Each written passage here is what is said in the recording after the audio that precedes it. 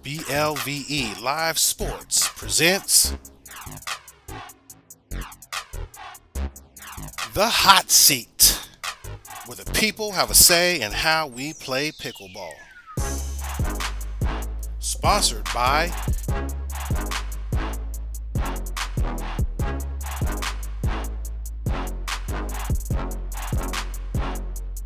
hosted by today's guest,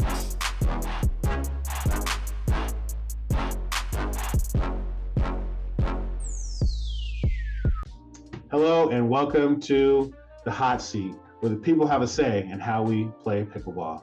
Today, we are honored to have Timber from IU, Indiana University, Bloomington, who is in charge of the Collegiate Pickleball Club there at the university, here to talk to us a little bit about the growth and evolution of collegiate pickleball.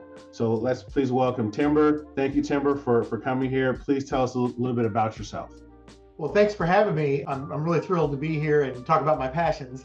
So I grew up in Southern Indiana, grew up in Evansville, went to college here at IU, came back about 25 years ago and started a business. It was great, really loved being a small business owner, but kind of caught the pickleball bug. And then a couple of years ago, a student came to me and said, we ought to start a club at IU. And at the same time, we started a community club as well. Then that same student this past September said, there's a competitive component to club pickleball as well. So kind of caught that bug and sold my business and have started a small club here in town to both support Bloomington and IU. And we're just going like gangbusters with IU pickleball. Great. I'm glad you had a chance to get to know a little bit about who you are and what you do. But even outside of your role as the collegiate pickleball coach, I also know that you have a relationship with Duper. Now, some of our audience may know what Duper is. Some of us may not know what Duper is. Could you please give us an explanation of what Duper is? Well, most people know Duper as the rating system for pickleball players. There have been several. I think Duper's starting to really take the lead and is going to be the rating system. There's a predominant one in tennis, and I believe Duper will be what happens with pickleball across the board. But the part I'm really involved with is they've gotten heavily involved on the collegiate side. And they set up a whole department, and the Duper Collegiate. There's a couple other ones out there right now. APP is getting involved, but right now Duper is the largest sponsoring body of Club Collegiate Pickleball. Excellent. So what is your relationship like with Duper? Well, I really just became friends with him. So we didn't start the competitive part of IU Pickleball until this past fall in September. Duper had already had their first national championship by that point, the previous fall. So we immediately got into it. We started researching it, and there was a regional up in Michigan coming up literally 2 or 3 weeks after we started this group. And so I contacted Jacob Smith, who is the head of the Duper Collegiate, got our team in there, and we went up to Michigan, Detroit area, and won the Michigan Regional. I beat 19 teams. It was really cool because we were brand new to it and nobody knew us. It's like, who's Indiana University? And we're like, well, Indiana University is the team that just beat you guys. But I really connected well with Jacob and his team. And I'm an organizational guy. I like that part of it. And so really started to just pick his brain. How do we get our organization going? How can I help you? And really, I'm one of the few advisors/coaches out there. Usually these teams come and they really don't have a lot of help outside of the team leaders, the collegiate students themselves. So I'm kind of uniquely positioned as a volunteer and a coach to help out how I can. And so over the course of the last several months, Duper's expanded more. They started a board. It's like, hey, let's get some voices out there that aren't just us sitting around the Duper offices. And so I was asked to be part of the Duper Collegiate board, and now I serve with them on that. Excellent. So you're part of the Duper board, spreading the word, bringing everybody together, falling under the Duper pickleball rating system, in a sense, right? Are there some things that people need to know if they're going to maybe, find themselves on a collegiate team and then trying to transition themselves into a pro level pickleball career almost. Can you tell us a little bit more about that? Sure. Well, right now, since it's not an NCAA sport, the only requirement to play on a college club team, and this is true at most schools, you have to be taking 6 credit hours. Now that can be 6 graduate hours. As long as you're taking 6 hours at that school, you can play on the club team.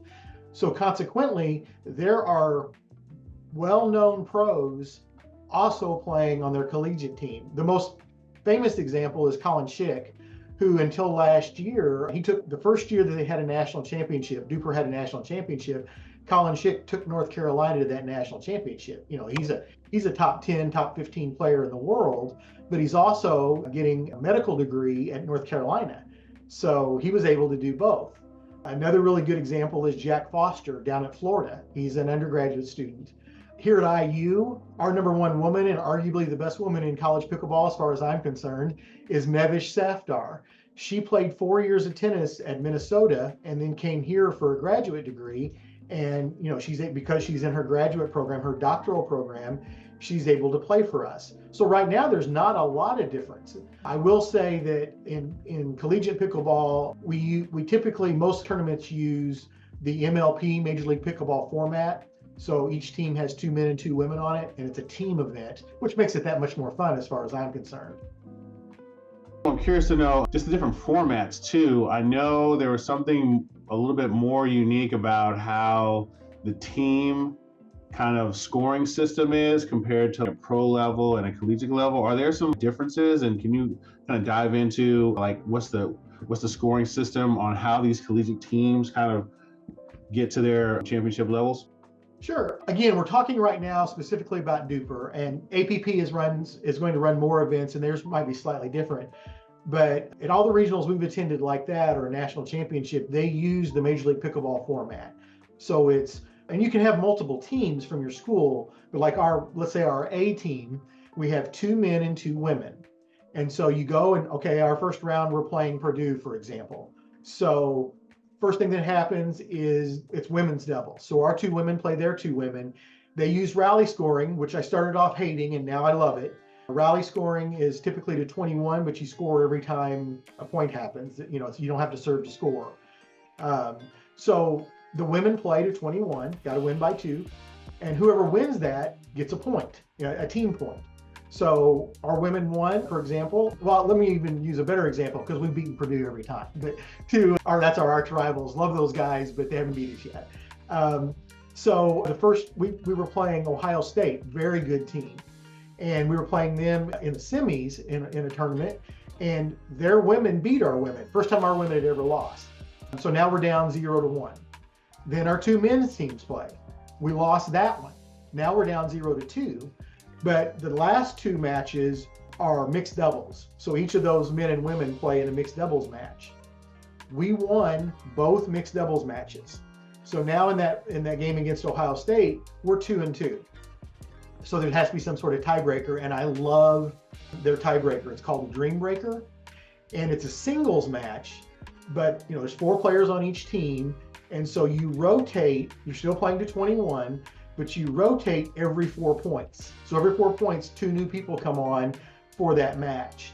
It's very exciting. We happened to beat Ohio State that time to win a regional.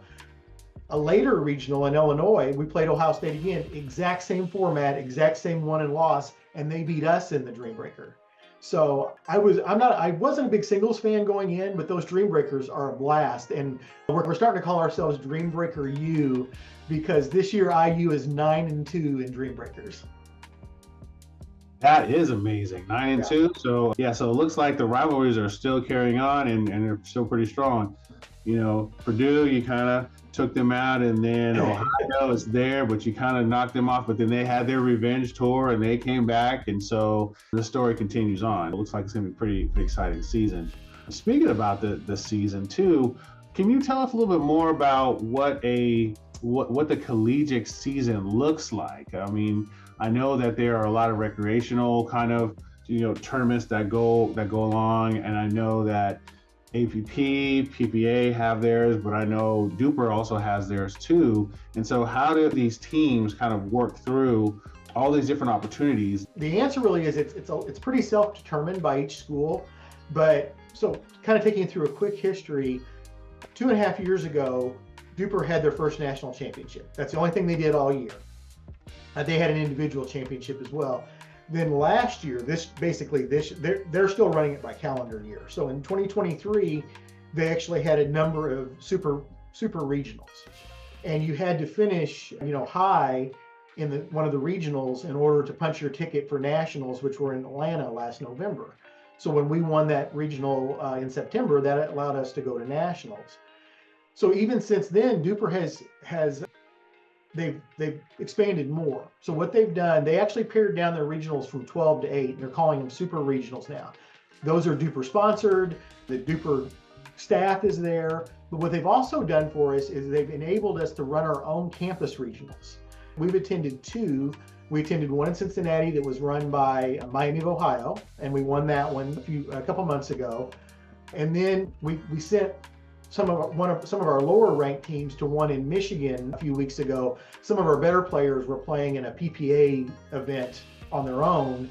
So we sent like our number 4 and 5 team to Michigan, and for the Ann Arbor campus regional. It was run by the Michigan team, and they did a great job, and Duper supported them. Duper gave them a bid to the national championship for whoever won that.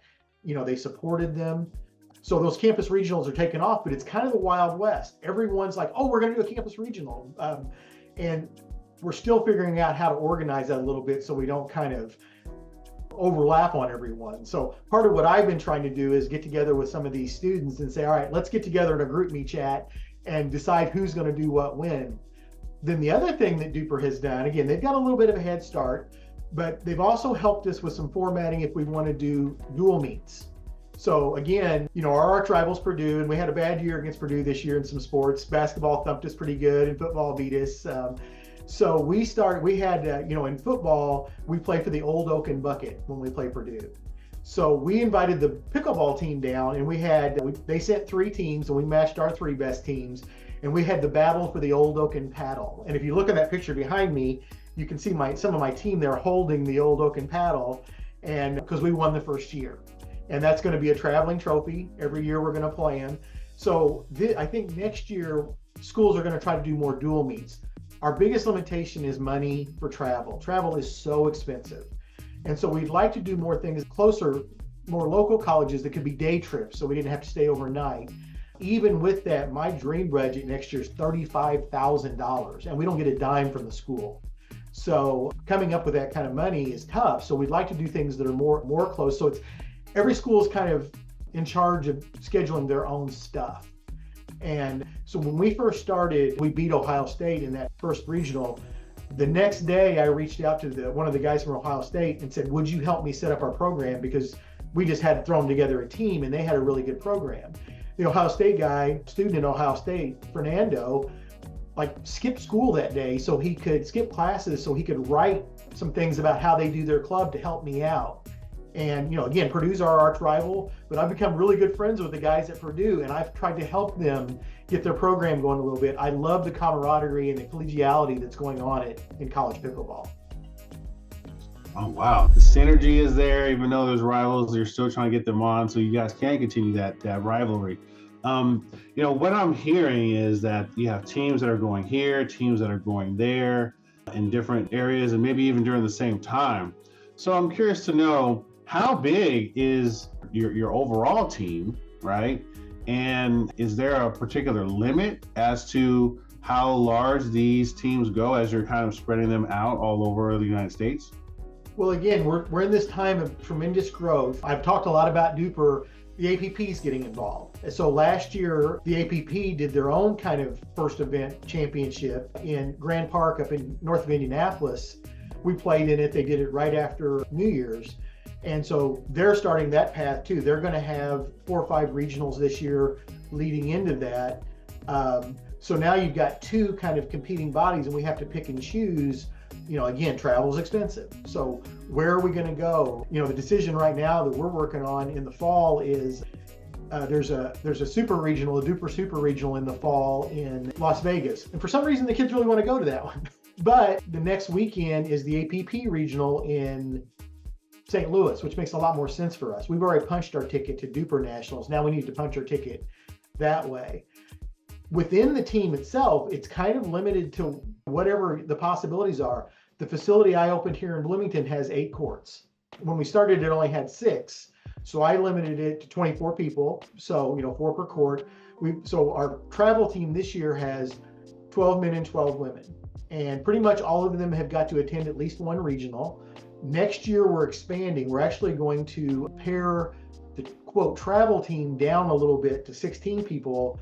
But then I'm going to have a 20-person developmental team working to get into that, almost like a minor league team, our junior varsity. I won't call it that to them, but that's kind of, we're trying to develop them into the next generation of players for us. When we went to the Cincinnati event, we sent the most teams that had ever been to a Duper event. We sent 5 teams, and 4 of them made it out of pool play. Now, since then, I've heard that Florida, which a lot of pickleball players in Florida, they took 5 teams to a super regional, and all 5 got out of pool play. I'm not looking forward to playing those guys next year. So it's just, it's exploding. And it probably grew across the board 500% last year. And I bet it grows 500% next year or more. The guys from Duper told me that they just had their 200th team, different college, participating in an event. Wow. So how many people are on a team? And I'm including, those that are playing, and if there's any even alternates. How many people are on a team? Well, again, I can only speak to what we did here. So we had 24 on our competitive program. And so that's 12 guys and 12 girls. So that's, in theory, 6 teams, because you've got 4 on a team. Now they intermix a little bit, because sometimes people can't be at an event. This still isn't a varsity sport. I can't require them to be there. I don't have a scholarship that I'm giving them that I can threaten to take away. So for us, I would say we had 6 teams. Other schools, it isn't uncommon to send 3 teams to an event. Like I said, we sent 5 at one point, but it isn't uncommon to see 2 or 3 teams. Purdue goes to a lot of events, and they usually send 2 or 3 teams. Iowa usually sends 2 or 3 teams. Sometimes it depends on the size of the school. So are you saying that there's 4 people per team? Is there like 2 alternates just in case somebody drops out, or is it just 4 and that's a solid number for 18?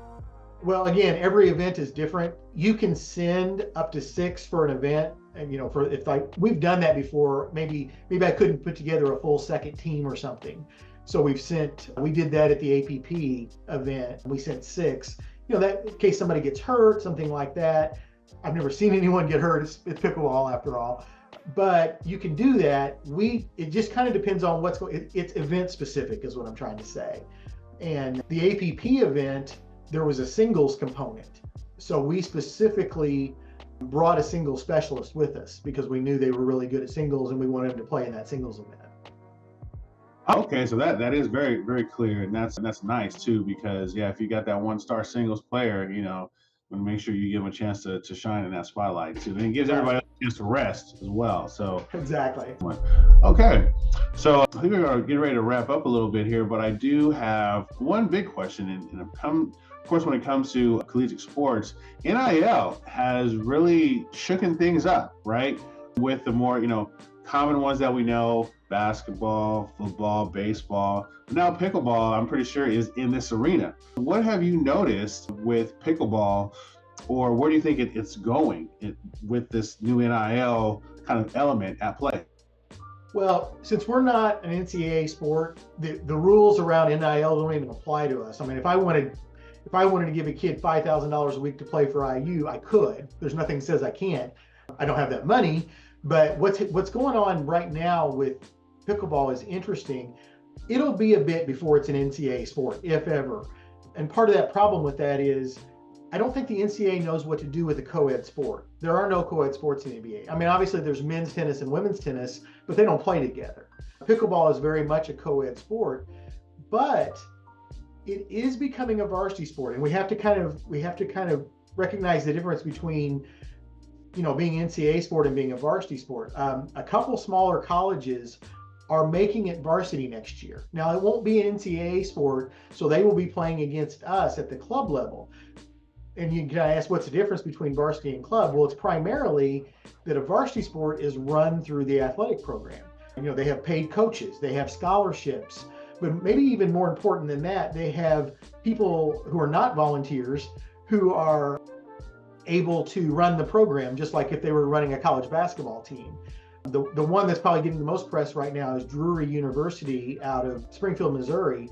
Their women's tennis coach is becoming their pickleball coach, and they will run it. They're giving scholarships, and they will run it as a varsity sport. I'm limited on how much I can do as a club sport off court. Now I can do all the coaching I want on court, but off court, it's really got to be student led.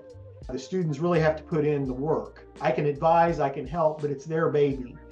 The advantage of a varsity program is you can have other people doing that, making the travel arrangements, raising funds, things like that. So Drury doesn't even have a doesn't have a club team yet. Next year, they'll come in as a varsity team and maybe be the best team in the country because they're offering scholarships and have a full-time coach. My question is, and I've raised this question with alumni, raised this question with Mark Cuban last week. We had a little conversation about it. Basically, why can't it be a big school? Why does it have to be a small school? Why can't IU has the second most living alumni in the United States? Why can't we develop something like this? Now, I don't know that the athletic department is going to be interested in IU varsity pickleball team until it's an NCAA sport, but why can't we get further down that path? And, Mark was great. He gave me some ideas. He said, this isn't really for me, but I wish you the best of luck in the world. And we've got some former IU tennis players that are really interested, who are pickleball players now, who are really interested in helping us. But my dream, at least at IU, is to grow it into that. Then alongside that, my dream is to help Duper and APP. I've got lots of friends at both places. I want to help them grow this into something, and we can grow. The growth part is easy.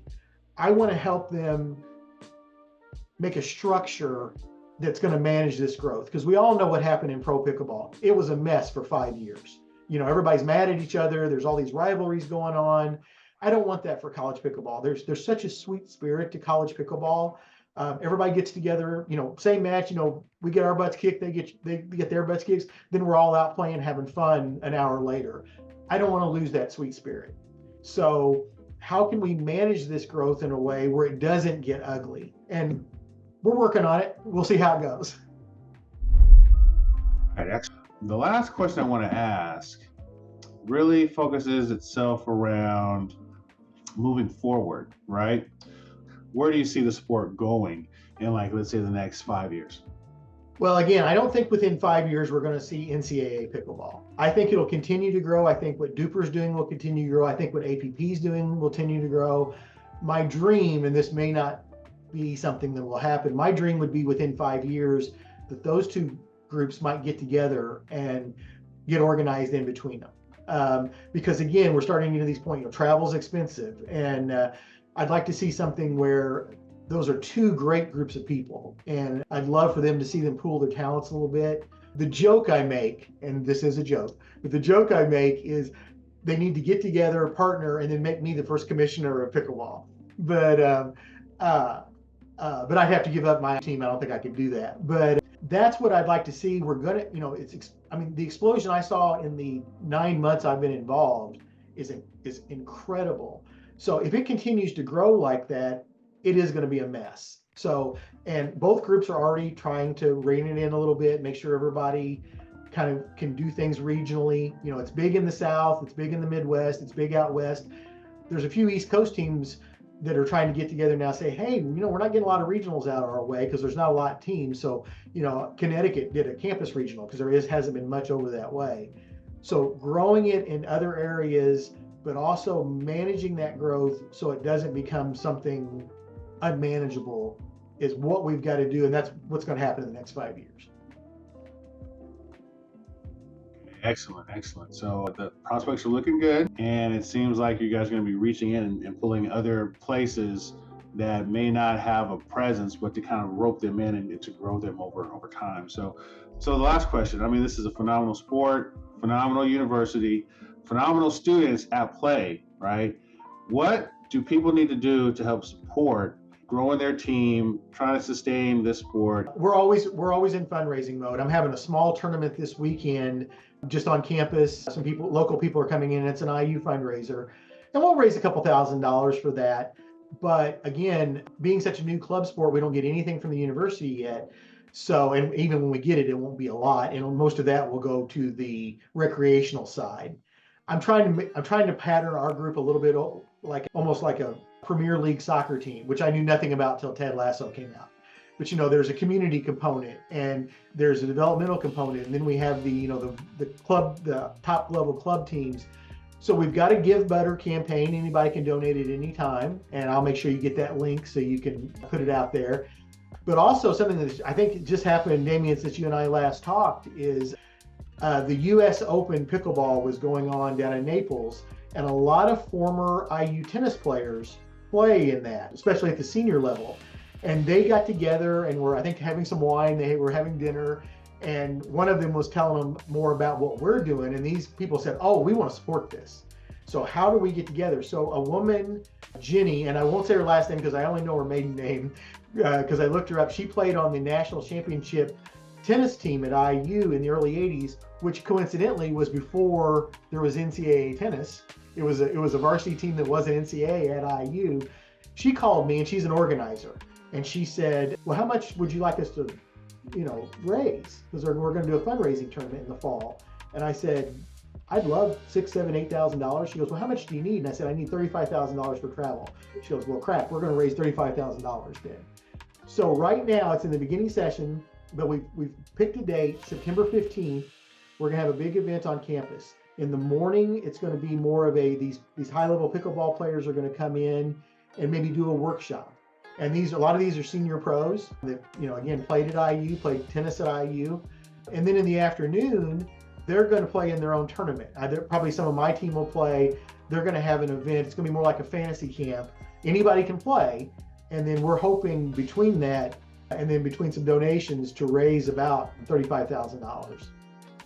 One thing I didn't get to was really talking to students at IU. If you're an incoming student or an incoming student, I'll be totally honest with you. I am with our top team, I am one really good woman student away from competing for a national championship. So, but in Major League Pickleball at the highest levels and certainly at the college level, it's all about the women. Everybody's got good guys. Again, one of our women I think is the best in the country, and that's taken us a long way. But if you have a tennis background, if you have a volleyball background, anything where you've hit a ball with another ball, or you're just athletic. Now this is guys and girls both, but especially you women out there, if you played on your club tennis team or your high school tennis team, but really any sport, we want to talk to you. I've got two amazing coaches. They're both play at the pro level, Courtney and Kirby Shedd. Courtney played volleyball at Purdue. Kirby played tennis here. We'll develop you into a great pickleball player, and you can be part of a national championship team. Thank you again, Tim Tucker, for that explanation. This is an open door opportunity for those that are interested, especially the women, in becoming a part of the Indiana University pickleball team. We're going to wrap up today, but if you're interested in the next episode of The Hot Seat, make sure that you like and subscribe, and we'll keep you notified as the next episode rolls out. Thank you again. Have a good day.